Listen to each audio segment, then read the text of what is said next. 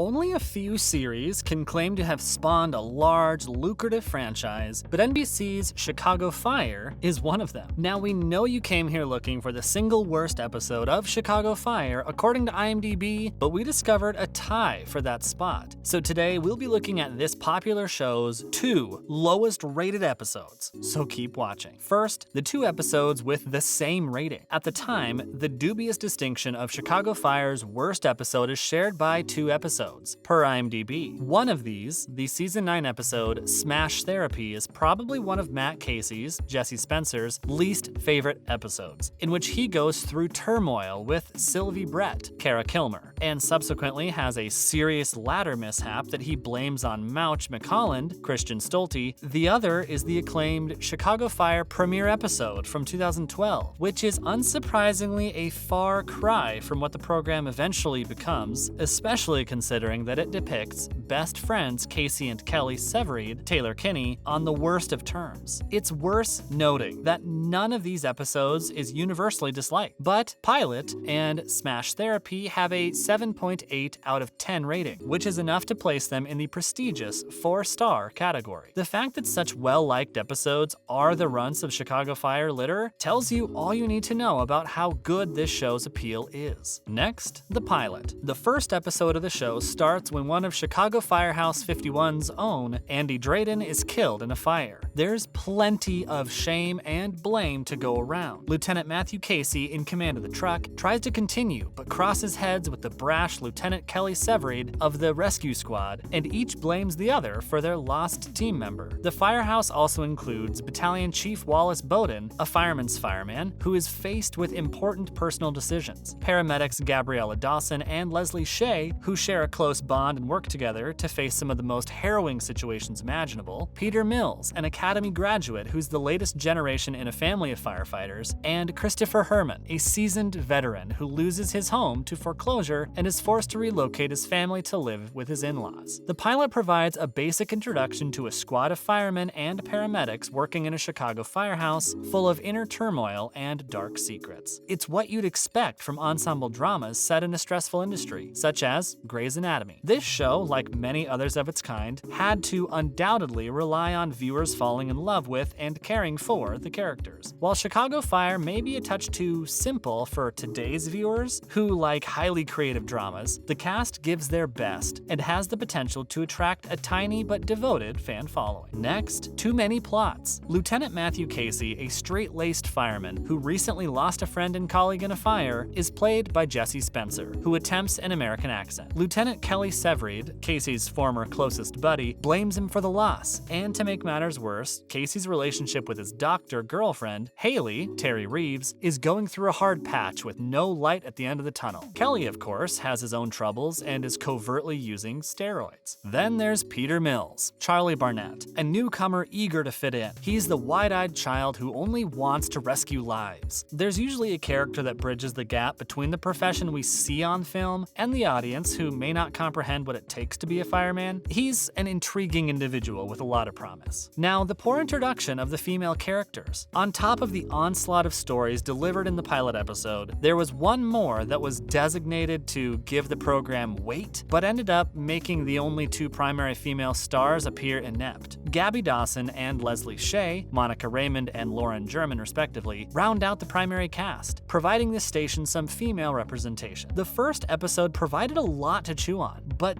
it did it well. This series doesn't have a lot of high hopes, but Mon Amour is a step in the right direction. The second episode expands on the pilot's original ideas and delves further into the characters, allowing the show to regain its footing. Not that a 7.8 rating is bad, but if you're looking at it by Chicago Fire standards, then it's the worst. Next, Smash Therapy. Smash Therapy is the 3rd episode of Chicago Fire's 9th season, as well as the 182nd overall episode. In this episode, an incident on the aerial ladder during a fire rescue scene of the episode leaves Mooch scared and questioning his ability. While Casey and Brett ponder their future, Kid seeks help from Severeid. Fans describe this episode as a hot mess. Smash Therapy begins with Stella Kidd, Miranda Ray Mayo, discussing her preparations for the lieutenant's examination. She and Kelly Severeid arrive at Firehouse 51, where we are informed that Stella's mentee, Kylie, is starting her first day as the new office assistant, and everything is wonderful, for them at least. Now, way too predictable behavior. Matthew Casey apologizes to Sylvie Brett for their failed romantic moment and assures her he doesn't regret it. He believes she does, and before she can explain, they are called in for a rescue, giving into the trope that no one on One Chicago show can have a talk about relationship status that isn't angsty and or interrupted by anything. When they get out to the burning structure, Mouch encounters an obstacle. Casey is hurled over the side when the controls for the aerial ladder fall. He's temporarily left dangling from the ladder as Brett, who happens to come on the scene at this precise time, glances up, concerned. Blake Gallo, Alberto Rosande, is able to save Casey, but Mouch is distraught at the blunder, especially because Casey instantly blames him. Back at Firehouse 51, Mouch tries to figure out what went wrong, while a humorous subplot unfolds in Chicago Fire when Chief Wallace Bowden, Eamon Walker, discovers Kylie put a standing desk in his office. He walks on though, since he needs to speak with his police about the ladder issue. Mouch messed up, Casey adds, and Severide concurs. Now in other Chicago Fire news. For a variety of reasons, fans are very certain Chicago Fire Season 10 Episode 3 is going to be a big one. To begin with, it's the first in a long time. If you haven't already heard, there will be no new episode next week, the week after that, or the week after that. Taylor Kinney and the rest of the cast are currently scheduled to return with fresh episodes on Wednesday, February 23rd. Unfortunately, in the most recent teaser, NBC did not reveal much in terms of information about what's to come. Not only that, but there's a high probability they won't be disclosing any fresh information in the next week or two either. Typically, this is a network that releases more information about 2 or 3 weeks before a certain show airs, and we don't see them straying much from that in this case. For them, if you market a program like this too early, there's a good chance that people won't remember it when it comes out a little further down the road. Finally, we believe that the rhythm of Chicago Fire is well understood by the general public at this moment. You're likely to see some type of amazing rescue mission, as well as some personal anecdotes to get you hooked on the firemen behind the scenes. There's still plenty of season to go around, and with that in mind, we don't expect them to hurry into anything. Is Brett Dalton leaving Chicago Fire? Pelham, Brett Dalton, has not had an easy transition into the job of lieutenant. He's had to cope with his boss's hatred and their underhanded attempts to have him fired in the short term. He's been in charge. Given that Kid had to fill in for Pelham in the recent episode, there's reason to believe that the character isn't going to be around for long. Fortunately for Pelham fans, the lieutenant isn't leaving in season 10. The show has indicated that the character will continue to hold down the 51 for the next several episodes, and he will really be an essential part of their narrative lines. Given the bond that Pelham has formed with the rest of the 51 team, this structural move makes sense. Severide has been supportive of Pelham's leadership, and even Kid, who some may have expected to despise him, has been effusive in his remarks about him. During a recent TV Guide interview, Chicago Fire creator Derek Haas dropped the beans about Pelham's destiny. That's a wrap for this video. What was the worst Chicago Fire episode for you, and why? Let us know in the comments below. Make sure to give this video a thumbs up and subscribe to our channel for more videos like this. See you in the next one.